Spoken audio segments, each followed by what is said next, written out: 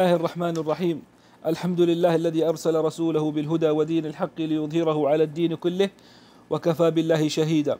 وأشهد أن لا إله إلا الله وحده لا شريك له إقرارا به وتوحيدا، وأشهد أن محمدا عبده ورسوله صلى الله عليه وسلم تسليما مزيدا. هذا اعتقاد الفرقة الناجية المنصورة إلى قيام الساعة، هو الإيمان بالله وملائكته وكتبه ورسله والبعث بعد الموت، والإيمان بالقدر خيره وشره.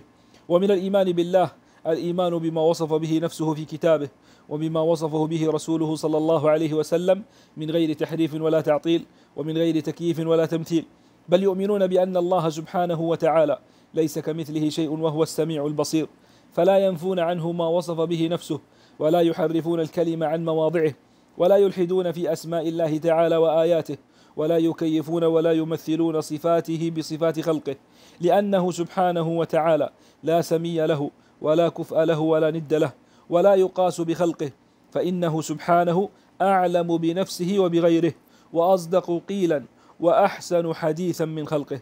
ثم رسله صادقون مصدقون، بخلاف الذين يقولون عليه ما لا يعلمون. ولهذا قال سبحانه وتعالى: سبحان ربك رب العزة عما يصفون، وسلام على المرسلين، والحمد لله رب العالمين.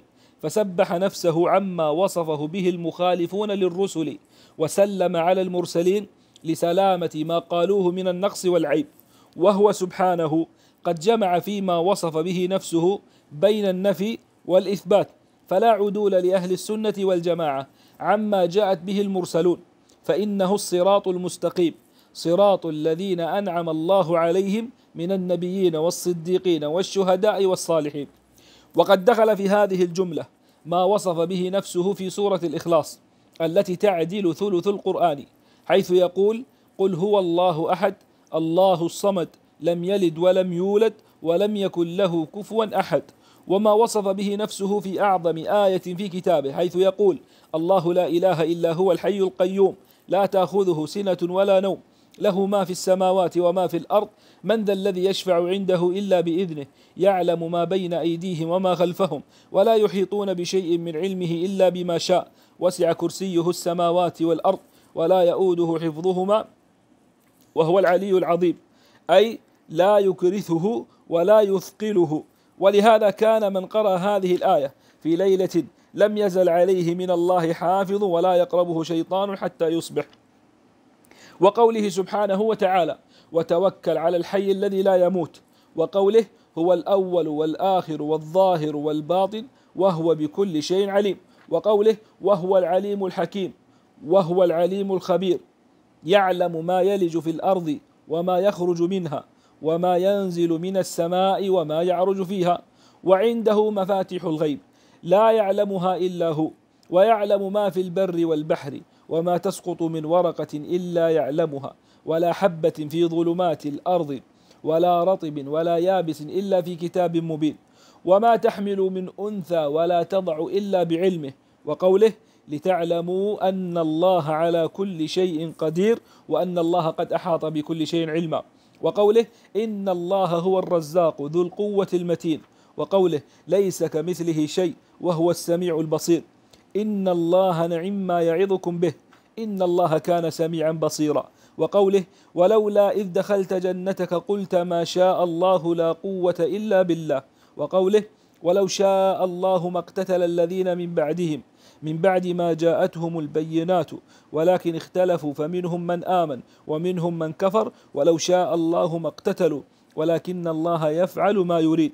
وقوله: أحلت لكم بهيمة الأنعام إلا ما يتلى عليكم غير محل الصيد وأنتم حرم إن الله يحكم ما يريد. وقوله: فمن يرد الله أن يهديه يشرح صدره للإسلام ومن يرد أن يضله يجعل صدره ضيقا حرجا كأنما يصعد في السماء.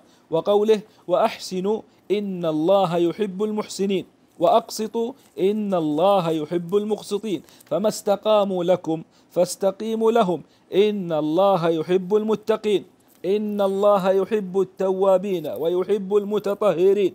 فسوف يأتي الله بقوم يحبهم ويحبونه إن الله يحب الذين يقاتلون في سبيله صفا كأنهم بنيان مرصوص قل إن كنتم تحبون الله فاتبعوني يحببكم الله ويغفر لكم ذنوبكم. وقوله تعالى رضي الله عنهم ورضوا عنه. وقوله بسم الله الرحمن الرحيم. وقوله ربنا وسعت كل شيء رحمة وعلما. وقوله وكان بالمؤمنين رحيما. وقال كتب ربكم على نفسه الرحمة وهو الغفور الرحيم فالله خير حافظا وهو أرحم الراحمين. وقوله ومن يقتل مؤمنا متعمدا فجزاؤه جهنم خالدا فيها وغضب الله عليه ولعنه. وقوله ذلك بأنهم اتبعوا ما أسخط الله وكرهوا رضوانه فأحبط أعمالهم. وقوله فلما آسفونا انتقمنا منهم فأغرقناهم. وقوله ولكن كره الله انبعاثهم فثبطهم. وقوله كبر مقتا عند الله أن تقولوا ما لا تفعلون. وقوله هل ينظرون إلا أن يأتيهم الله في ظلل من الغمام والملائكة وقضي الأمر. هل ينظرون إلا أن تأتيهم الملائكة أو يأتي ربك أو يأتي بعض آيات ربك يوم يأتي بعض آيات ربك لا ينفع نفس إيمانها كلا إذا دكت الأرض دكا دكا وجاء ربك والملك صفا صفا ويوم تشقق السماء بالغمام ونزل الملائكة تنزيلا. وقوله ويبقى وجه ربك ذو الجلال والإكرام كل شيء هالك إلا وجهه. وقوله ما منعك أن تسجد لما خلقت بيدي. وقالت اليهود يد الله مغلولة غلت أيديهم ولعنوا بما قالوا بل يداه مبسوطتان ينفق كيف يشاء. وقوله واصبر لحكم ربك فإنك بأعيننا. وقوله وحملناه على ذات ألواح ودسر تجري بأعيننا جزاء لمن كان كفر ولتصنع على عين. وقوله قد سمع الله قول التي تجادلك في زوجها وتشتكي إلى الله والله يسمع تحاوركما لقد سمع الله قول الذين قالوا إن الله فقير ونحن أغنياء سنكتب ما قالوا إنني معكما أسمع وأرى أم يحسبون أنا لا نسمع سرهم ونجواهم بلى ورسلنا لديهم يكتبون. وقوله ألم يعلم بأن الله يرى الذي يراك حين تقوم وتقلبك في الساجدين. وقل اعملوا فسيرى الله عملكم ورسوله والمؤمنون. وقوله وهو شديد المحال. وقوله ومكروا مكرا ومكرنا مكرا وهم لا يشعرون. وقوله إنهم يكيدون كيدا وأكيد كيدا. وقوله إن تبدوا خيرا أو تخفوه أو تعفوا عن سوء فإن الله كان عفوا قديرا. وقوله وليعفوا وليصفحوا ألا تحبون أن يغفر الله لكم والله غفور رحيم. وقوله ولله العزة ولرسوله فبعزتك لأغوينهم أجمعين. وقوله تبارك اسم ربك ذو الجلال والإكرام. وقوله فاعبده واصطبر لعبادته هل تعلم له سميا ولم يكن له كفوا أحد فلا تجعلوا لله أندادا وأنتم تعلمون. ومن الناس من يتخذ من دون الله أندادا يحبونهم كحب الله. وقل الحمد لله الذي لم يتخذ ولدا ولم يكن له شريك في الملك ولم يكن له ولي من الذل وكبره تكبيرا.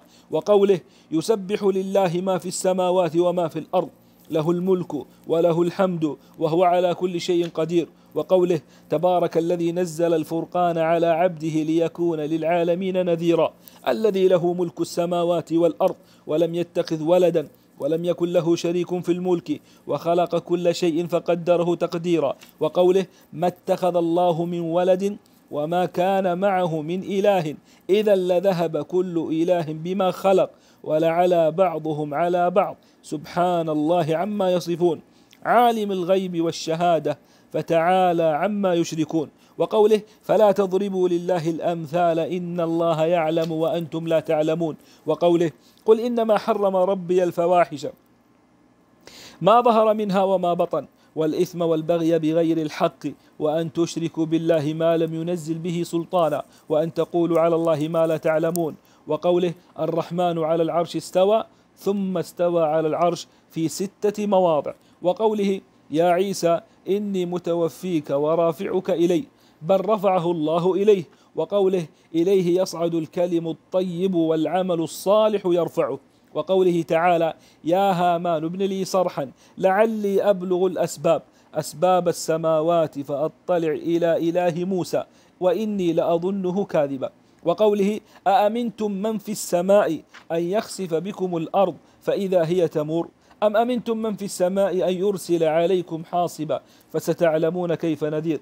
وقوله هو الذي خلق السماوات والأرض في 6 أيام ثم استوى على العرش يعلم ما يلج في الأرض وما يخرج منها وما ينزل من السماء وما يعرج فيها وهو معكم أينما كنتم والله بما تعملون بصير. وقوله ما يكون من نجوى 3 إلا هو رابعهم ولا 5 إلا هو سادسهم ولا أدنى من ذلك ولا أكثر إلا هو معهم أينما كانوا ثم ينبئهم بما عملوا يوم القيامة إن الله بكل شيء عليم. وقوله تعالى لا تحزن إن الله معنا. وقوله إنني معكما أسمع وأرى. وقوله إن الله مع الذين اتقوا والذين هم محسنون واصبروا إن الله مع الصابرين. وقوله كم من فئة قليلة غلبت فئة كثيرة بإذن الله والله مع الصابرين. وقوله ومن أصدق من الله حديثا ومن أصدق من الله قيلا. وقوله وإذ قال الله يا عيسى ابن مريم. وقوله وتمت كلمة ربك وصدقا وعدلا. وكلم الله موسى تكليما منهم من كلم الله ورفع بعضهم درجات ولما جاء موسى لميقاتنا وكلمه ربه وناديناه من جانب الطور الأيمن وقربناه نجيا. وقوله وإذ نادى ربك موسى أن آت القوم الظالمين وناداهما ربهما ألم أنهكما عن تلكما الشجرة وأقل لكما إن الشيطان لكما عدو مبين. وقوله تعالى ويوم يناديهم فيقول أين شركائي الذين كنتم تزعمون ويوم يناديهم فيقول ماذا أجبتم المرسلين. وقوله وإن أحد من المشركين استجارك فأجره حتى يسمع كلام الله وقد كان فريق منهم يسمعون كلام الله ثم يحرفونه من بعد ما عقلوه وهم يعلمون. وقوله تعالى يريدون أن يبدلوا كلام الله قل لن تتبعونا. وقوله واتل ما أوحي إليك من كتاب ربك لا مبدل لكلماته. وقوله إن هذا القرآن يقص على بني إسرائيل أكثر الذي هم فيه يختلفون. وقوله وهذا كتاب أنزلناه مبارك. وقوله لو أنزلنا هذا القرآن على جبل لرأيته خاشعا متصدعا من خشية الله وإذا بدلنا آية مكان آية والله أعلم بما ينزل قالوا إنما أنت مفتر بل أكثرهم لا يعلمون. قل نزله روح القدس من ربك بالحق ليثبت الذين آمنوا وهدى وبشرى للمسلمين. ولقد نعلم أنهم يقولون إنما يعلمه بشر لسان الذي يلحدون إليه أعجمي وهذا لسان عربي مبين. وقوله وجوه يومئذ ناظرة إلى ربها ناظرة على الآرائك ينظرون. وقوله للذين أحسنوا الحسنى وزيادة. وقوله لهم ما يشاءون فيها ولدينا مزيد. وهذا الباب في كتاب الله كثير من تدبر القرآن طالب الهدى منه تبين له طريق الحق ثم سنة رسول الله صلى الله عليه وسلم تفسر القرآن وتبينه وتدل عليه وتعبر عنه وما وصف الرسول به ربه من الأحاديث الصحاح التي تلقاها أهل المعرفة بالقبول وجب الإيمان بها كذلك مثل قوله صلى الله عليه وسلم ينزل ربنا إلى سماء الدنيا حين يبقى ثلث الليل الآخر فيقول من يدعوني فأستجيب له من يسألني فأعطيه من يستغفرني فأغفر له. وقوله صلى الله عليه وسلم لله أشد فرحا بتوبة عبده من أحدكم براحلته. وقوله يضحك الله إلى رجلين يقتل أحدهما الآخر يدخلان الجنة. وقوله عجب ربنا من قنوت عباده وقرب غيره ينظر إليكم أزلين قنطين فيظل يضحك يعلم أن فرجكم قريب. وقوله لا تزال جهنم يلقى فيها وتقول هل من مزيد حتى يضع رب العزة فيها قدمه وفي رواية عليها قدمه فينزوي بعضها إلى بعض وتقول قط قط. وقوله يقول الله عز وجل لآدم عليه السلام يا آدم فيقول لبيك وسعديك فينادي بصوت إن الله يأمرك أن تخرج من ذريتك بعثا إلى النار. وقوله ما من أحد إلا سيكلمه ربه ليس بينه وبينه حاجب ولا ترجمان. وقوله في رقية المريض: ربنا الله الذي في السماء، أمرك في السماء والأرض، كما رحمتك في السماء اجعل رحمتك في الأرض، اغفر لنا حوبنا وخطايانا، أنت رب الطيبين، أنزل رحمة من رحمتك وشفاء من شفائك على هذا الوجع فيبرأ. وقوله: ألا تأمنوني وأنا أمين من في السماء. وقوله: والعرش فوق ذلك والله فوق عرشه وهو يعلم ما أنتم عليه. وقوله للجارية: أين الله؟ قالت: في السماء. قال: من أنا؟ قالت: أنت رسول الله. قال: اعتقها فإنها مؤمنة. وقوله: إذا قام أحدكم إلى الصلاة فإن الله قبل وجهه فلا يبصقن قبل وجهه ولا عن يمينه ولكن عن يساره أو تحت قدمه. وقوله: اللهم رب السماوات السبع ورب الأرض ورب العرش العظيم، ربنا ورب كل شيء، فالق الحب والنوى، منزل التوراة والإنجيل والفرقان، أعوذ بك من شر كل دابة أنت آخذ بناصيتها، أنت الأول فليس قبلك شيء، وأنت الآخر فليس بعدك شيء، وأنت الظاهر فليس فوقك شيء، وأنت الباطن فليس دونك شيء، اقض عني الدين وأغنني من الفقر. وقوله لما رفع أصحابه أصواتهم بالذكر: أيها الناس أربعوا على أنفسكم فإنكم لا تدعون أصما ولا غائبا إنما تدعون سميعا قريبا، إن الذي تدعونه أقرب إلى أحدكم من عنق راحلته. وقوله: إنكم سترون ربكم كما ترون القمر ليلة البدر لا تضامون في رؤيته، فإن استطعتم ألا تغلبوا على صلاة قبل طلوع الشمس وصلاة قبل غروبها فافعلوا، إلى أمثال هذه الأحاديث التي يخبر فيها رسول الله صلى الله عليه وسلم عن ربه بما يخبر به. فإن الفرقة الناجية أهل السنة والجماعة يؤمنون بذلك كما يؤمنون بما أخبر الله به في كتابه من غير تحريف ولا تعطيل ومن غير تكييف ولا تمثيل، بل هم الوسط في فرق الأمة، كما أن الأمة هي الوسط في الأمم، فهم وسط في باب صفات الله سبحانه وتعالى بين أهل التعطيل الجهمية وبين أهل التمثيل المشبهة، وهم وسط في باب أفعال الله بين القدرية والجبرية، وفي باب وعيد الله بين المرجئة وبين الوعيدية من القدرية وغيرهم، وفي باب الإيمان والدين بين الحرورية والمعتزلة وبين المرجئة والجهمية، وفي أصحاب رسول الله صلى الله عليه وسلم بين الروافض وبين الخوارج. وقد دخل فيما ذكرناه من الإيمان بالله الإيمان بما أخبر الله به في كتابه وتواتر عن رسول الله صلى الله عليه وسلم وأجمع عليه سلف الأمة من أنه سبحانه وتعالى فوق سماواته على عرشه، علي على خلقه، وهو سبحانه معهم أينما كانوا، يعلم ما هم عاملون، كما جمع بين ذلك في قوله: هو الذي خلق السماوات والأرض في 6 أيام ثم استوى على العرش، يعلم ما يلج في الأرض وما يخرج منها وما ينزل من السماء وما يعرج فيها، وهو معكم أينما كنتم والله بما تعملون بصير. وليس معنى قوله وهو معكم أنه مختلط بالخلق، فإن هذا لا توجبه اللغة، وهو خلاف ما أجمع عليه سلف الأمة وخلاف ما فطر الله عليه الخلق، بل القمر آية من آيات الله من أصغر مخلوقاته، ثم هو موضوع في السماء وهو مع المسافر أينما كان، وهو سبحانه فوق العرش رقيب على خلقه مهيمن عليهم مطلع إليهم، إلى غير ذلك من معاني الربوبية. وكل هذا الكلام الذي ذكره من أنه فوق العرش وأنه معنا حق على حقيقته لا يحتاج إلى تحريف، ولكن يصان عن الظنون الكاذبة. ودخل في ذلك الإيمان بأنه قريب من خلقه، ودخل في ذلك الإيمان بأنه قريب من خلقه، كما قال سبحانه وتعالى: وإذا سألك عبادي عني فإني قريب أجيب دعوة الداعي إذا دعان. وقال النبي صلى الله عليه وسلم: إن الذي تدعونه أقرب إلى أحدكم من عنق راحلته. وما ذكر في الكتاب والسنة من قربه ومعيته لا ينافي ما ذكر من علوه وفوقيته، فإنه سبحانه ليس كمثله شيء وفي جميع نعوته، وهو علي في دنوه قريب في علوه.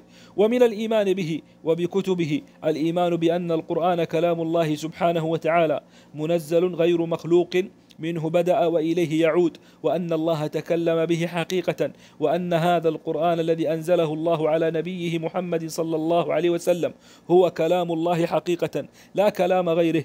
ولا يجوز إطلاق القول بأنه حكاية عن كلام الله أو عبارة عنه، بل إذا قرأه الناس أو كتبوه في المصاحف لم يخرج بذلك عن أن يكون كلام الله حقيقة، فإن الكلام إنما يضاف حقيقة إلى من تكلم به مبتدئا، لا إلى من قاله مبلغا مؤديا.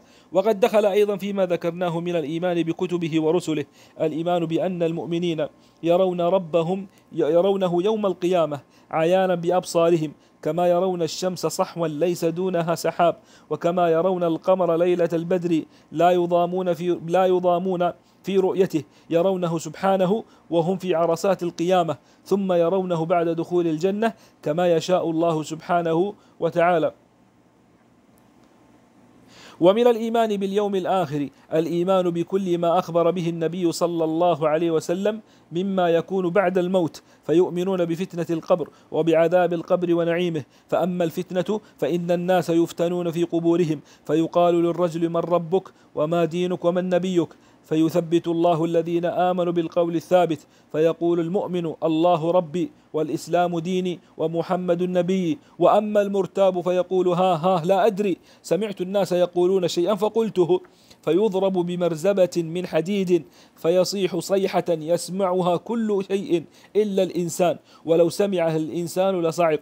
ثم بعد هذه الفتنة إما نعيم وإما عذاب إلى يوم القيامة الكبرى، فتعاد الأرواح إلى الأجساد، وتقوم القيامة التي أخبر الله بها في كتابه وعلى لسان رسوله وأجمع عليها المسلمون، فيقوم الناس من قبورهم لرب العالمين حفاة عراة غرلا، وتدنو منهم الشمس ويلجمهم العرق، وتنصب الموازين فيوزن فيها أعمال العباد، فمن ثقلت موازينه فأولئك هم المفلحون، ومن خفت موازينه فأولئك الذين خسروا أنفسهم في جهنم خالدون. وتنشر الدواوين وهي صحائف الأعمال، فآخذ كتابه بيمينه وآخذ كتابه بشماله أو من وراء ظهره، كما قال تعالى وكل إنسان ألزمناه طائره في عنقه ونخرج له يوم القيامة كتابا يلقاه منشورا اقرأ كتابك كفى بنفسك اليوم عليك حسيبا. ويحاسب الله الخلق ويخلو بعبده المؤمن فيقرره بذنوبه كما وصف ذلك في الكتاب والسنة. وأما الكفار فلا يحاسبون محاسبة من توزن حسناته بسيئاته، فإنهم لا حسنات لهم، ولكن تعدد أعمالهم وتحصى، فيوقفون عليها ويقررون بها ويجزون بها. وفي عرصة القيامة الحوض المورود لمحمد صلى الله عليه وسلم ماؤه أشد بياضا من اللبن وأحلى من العسل، طوله شهر وعرضه شهر وآنيته عدد نجوم السماء، فمن شرب منه شربة لم يظمأ بعدها أبدا. والصراط منصوب على متن جهنم، وهو الجسر الذي بين الجنة والنار، يمر الناس عليه على قدر أعمالهم، فمنهم من يمر عليه كلمح البصر، ومنهم من يمر كالبرق، ومنهم من يمر كالريح، ومنهم من يمر كالفرس الجواد، ومنهم من يمر كركاب الإبل، ومنهم من يعدو عدوا، ومنهم من يمشي مشيا، ومنهم من يزحف زحفا، ومنهم من يخطف فيلقى في جهنم، فإن الجسر عليه كلاليب تخطف الناس بأعمالهم، فمن مر على الصراط دخل الجنة. فإذا عبروا عليه وقفوا على قنطرة بين الجنة والنار، فيقتص لبعضهم من بعض، فإذا هذبوا ونقوا أذن لهم في دخول الجنة. وأول من يستفتح باب الجنة محمد صلى الله عليه وسلم، وأول من يدخل الجنة من الأمم أمته صلى الله عليه وسلم. وله في القيامة 3 شفاعات. أما الشفاعة الأولى فيشفع لأهل الموقف حتى يقضى بينهم بعد أن يتراجع الأنبياء آدم ونوح وإبراهيم وموسى وعيسى بن مريم عليهم من الله السلام الشفاعة حتى تنتهي إليه. وأما الشفاعة الثانية فيشفع في أهل الجنة أن يدخلوا الجنة، وهاتان الشفاعتان خاصتان له. وأما الشفاعة الثالثة فيشفع في من استحق النار، وهذه الشفاعة له ولسائر النبيين والصديقين وغيرهم. يشفع في من استحق النار أن لا يدخلها، ويشفع في من دخلها أن يخرج منها. ويخرج الله من النار أقواما بغير شفاعة بل بفضل الله ورحمته، ويبقى في الجنة فضل عمن دخل من أهل الدنيا، فينشئ الله لها أقواما فيدخلهم الجنة. وأصناف ما تتضمنه الدار الآخرة من الحساب والثواب والعقاب والجنة والنار، وتفاصيل ذلك مذكورة في الكتب المنزلة من السماء والآثارة من العلم المأثورة عن الأنبياء، وفي العلم الموروث عن محمد صلى الله عليه وسلم، من ذلك ما يشفي ويكفي، فمن ابتغاه وجده.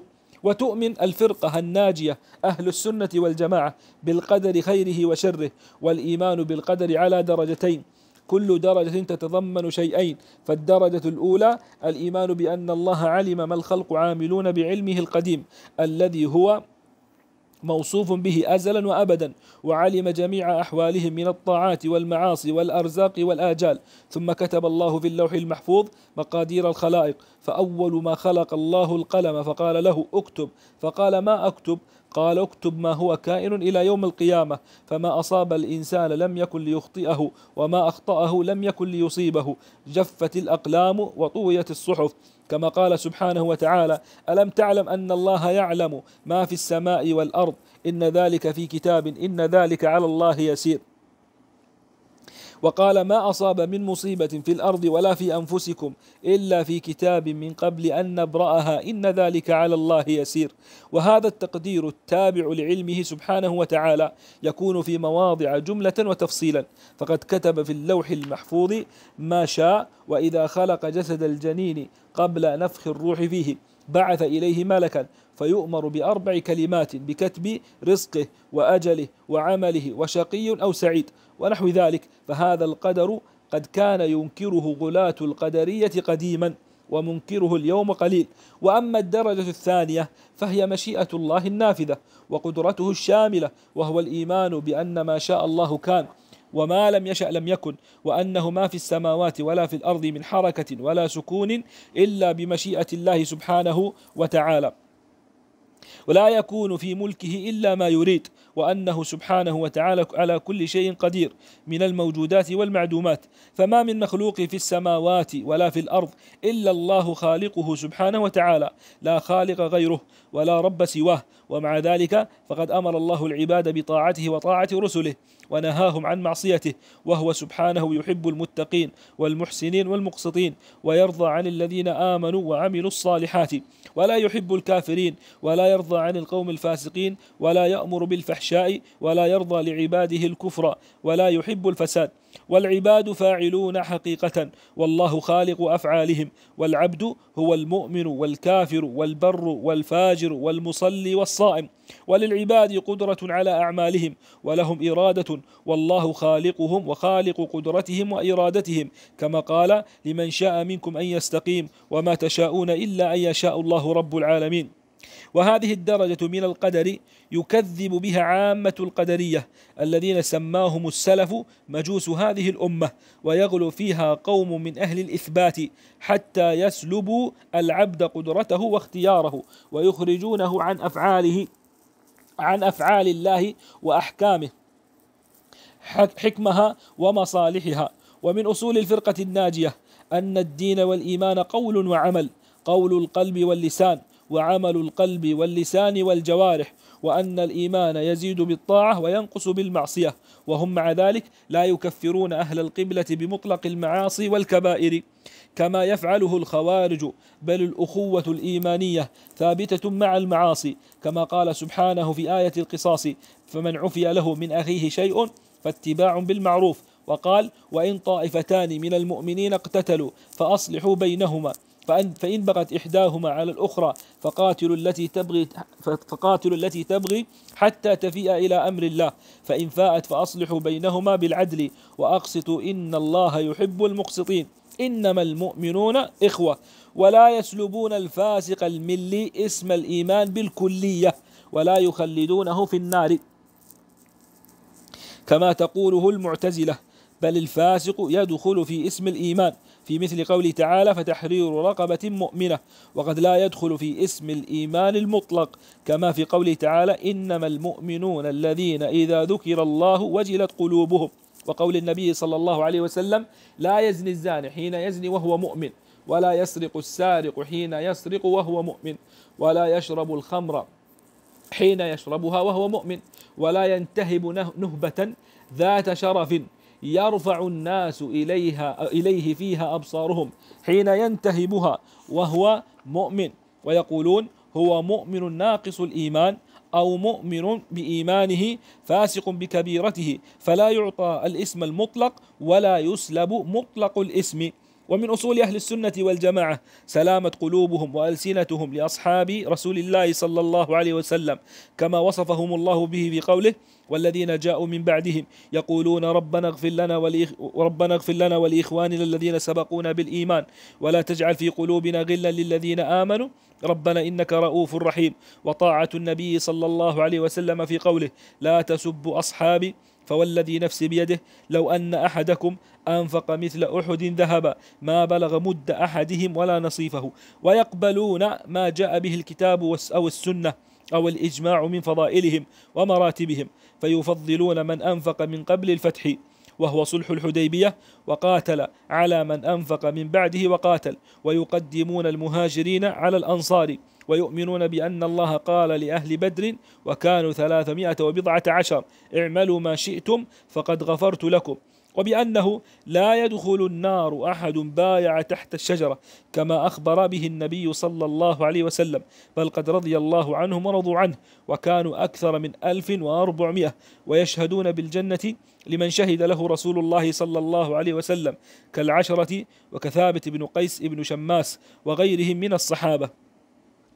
ويقرون بما تواتر به النقل عن أمير المؤمنين علي بن أبي طالب رضي الله عنه وغيره من أن خير هذه الأمة بعد نبيها أبو بكر ثم عمر، ويثلثون بعثمان ويربعون بعلي كما دلت عليه الآثار، وكما أجمعت الصحابة على تقديم عثمان في البيعة، مع أن بعض أهل السنة كانوا قد اختلفوا في عثمان وعلي بعد اتفاقهم على تقديم أبي بكر وعمر أيهما أفضل، فقدم قوم عثمان وسكتوا، أو ربعوا بعلي وقدم قوم علي، وقوم توقفوا، لكن استقر أمر أهل السنة على تقديم عثمان ثم علي.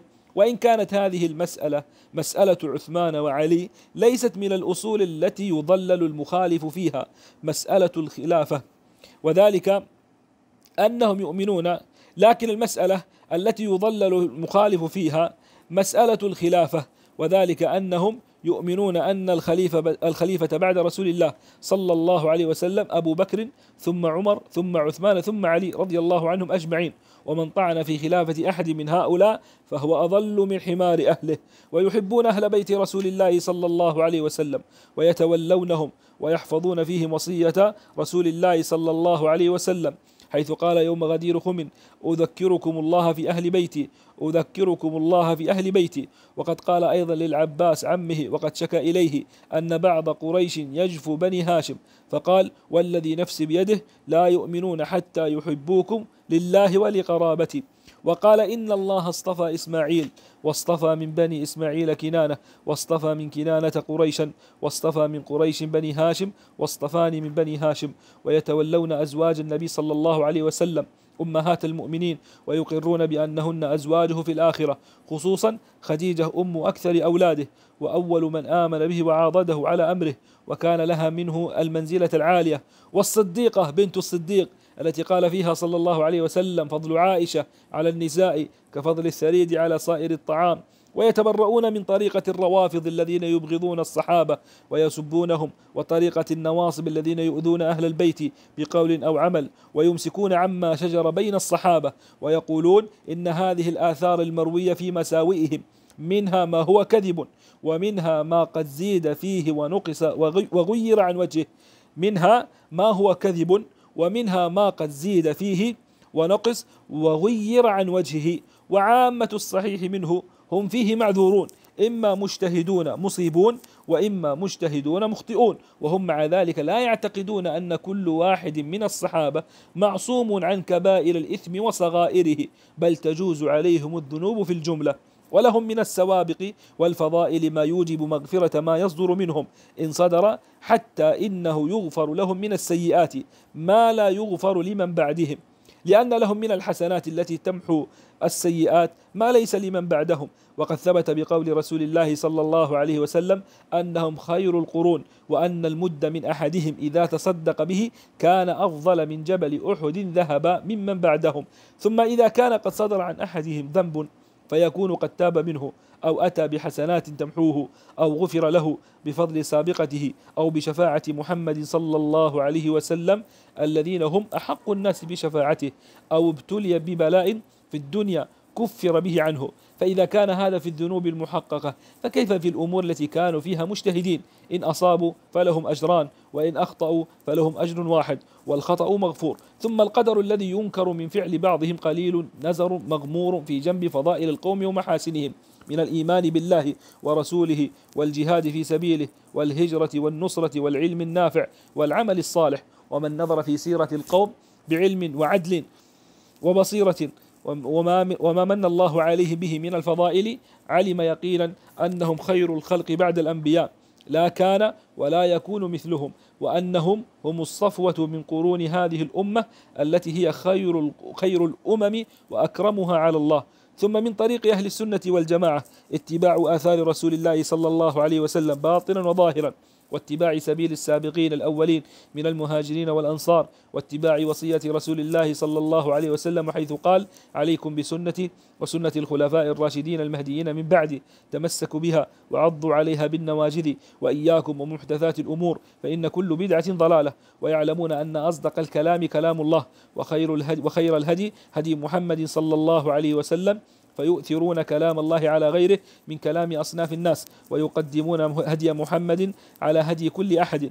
وبهذا سموا أهل الكتاب والسنة، وسموا أهل الجماعة، لأن الجماعة هي الاجتماع وضدها الفرقة.